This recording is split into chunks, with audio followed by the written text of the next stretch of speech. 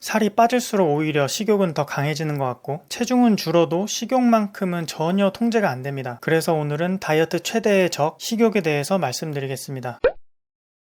다이어트를 몇 달, 아니 1년 넘게 해도 살이 안 빠지는 분들 많으시죠? 샐러드랑 닭가슴살로 버티고 헬스장에서 죽어라 운동하다가 야식 한번 먹으면 입이 터져버리죠. 결국 요요까지 옵니다. 겨우 2kg 빼놨는데 순식간에 4kg가 다시 찌는 거예요. 사실은 다이어트 하는 사람들 10명 중에 9명이 이런 과정을 겪습니다. 우리가 식욕을 참기 어려운 첫 번째 이유는 바로 중독을 일으키도록 치밀하게 설계된 음식을 먹기 때문입니다. 인간은 아주 정교한 미각 시스템을 가지고 있거든요. 우리가 맛을 느낄 때는 단순히 혀로만 느끼는 게 아니라 미각, 후각, 향미가 뇌에서 함께 뒤섞이면서 느낍니다. 자연 음식 같은 경우에는 그 맛 속에 실제 그 영양소가 담겨 있거든요. 우리 입속에 있는 미각 수용기가 그 맛을 감지하면 곧 이런 영양소가 들어온다라고 뇌가 기대하는 거죠. 예를 들면 오렌지의 시큼한 맛이 비타민 C가 들어오고 있다는 걸 알려줍니다. 근데 문제는 초가공식품입니다. 초가공식품은 우리가 맛을 느끼는 과정을 교묘하게 속이거든요. 각종 향미료를 넣어서 맛은 풍부하게 만들지만 정작 자연 음식이 가진 실제 그 영양소는 거의 없습니다. 우리 몸은 맛을 느끼면 그 맛이 의미하는 영양소를 기대를 하는데 막상 몸에 들어온 건 영양소는 없고 향미밖에 없으니까 그 영양소가 들어올 때까지 계속 더 먹으라고 우리 몸이 신호를 보내게 됩니다. 이것뿐만이 아니라 초가공식품은 일명 스피드볼 전략까지 씁니다. 스피드볼이란 게 뭐냐면 흥분제랑 안정제를 섞는 것처럼 서로의 효과를 상쇄시키는 성분을 다량 넣는 그런 방식을 말합니다. 식품에도 같은 원리가 적용이 되는데요. 예를 들면 콜라에는 신맛이랑 쓴맛 이런 성분들이 많이 들어가 있어요. 이런 성분들이 들어가서 설탕이 엄청나게 들어가도 단맛이 과하게 느껴지지가 않죠. 근데 실제로는 그만큼 설탕이 많이 들어가니까 혈당이 급격하게 치솟고 뇌는 이때 강한 쾌락을 느끼게 됩니다. 정리를 하면 초가공식품은 단맛으로 중독을 일으키고 동시에 그 단맛을 상쇄할 다른 맛들을 인위적으로 첨가해서 끝없이 맛있게 느껴지도록 설계된 겁니다.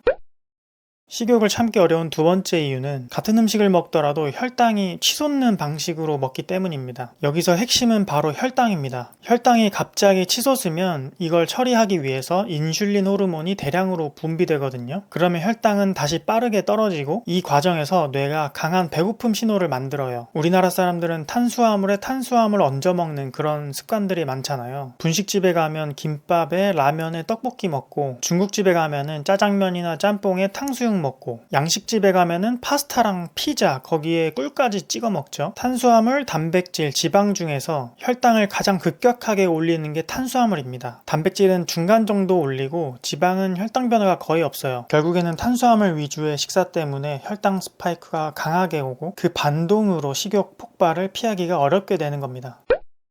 식욕을 참기 어려운 세 번째 이유는 바로 식욕을 조절하는 호르몬 대사에 문제가 생기기 때문입니다. 실제 다이어트 경험자들을 대상으로 1년 후 상태를 추적 조사한 연구가 있거든요. 그 결과 참가자들의 체중은 대부분 원래대로 돌아왔어요. 근데 더 큰 문제는 식욕을 촉진하는 호르몬 분비는 여전히 높았고 포만감을 주는 호르몬 분비는 낮아져 있어서 배가 쉽게 차지 않는 상태였다는 점입니다. 우리 몸은 그렐린과 펩타이드 YY라는 호르몬을 통해서 하루 단위의 단기적인 식욕이랑 포만감을 조절해요. 먼저 위장에서 분비되는 그렐린은 식욕을 촉진합니다. 먹는 양이 부족해지면 그렐린 농도가 상승하고 자연스럽게 음식을 찾게 됩니다. 반대로 펩타이드 YY는 소장에서 만들어지는 포만감 호르몬입니다. 음식물이 소장에 들어오면 소장 세포가 반응해서 펩타이드 YY를 분비해요. 이 호르몬이 혈류를 통해서 뇌에 전달되면 배부르다 하는 신호가 발생하죠. 즉 무리한 다이어트를 반복하다 보면 이런 호르몬 대사의 균형이 깨져서 시간이 지나도 강한 식욕을 느끼게 되고 포만감도 느끼기 어려운 상태가 될 수 있는 겁니다.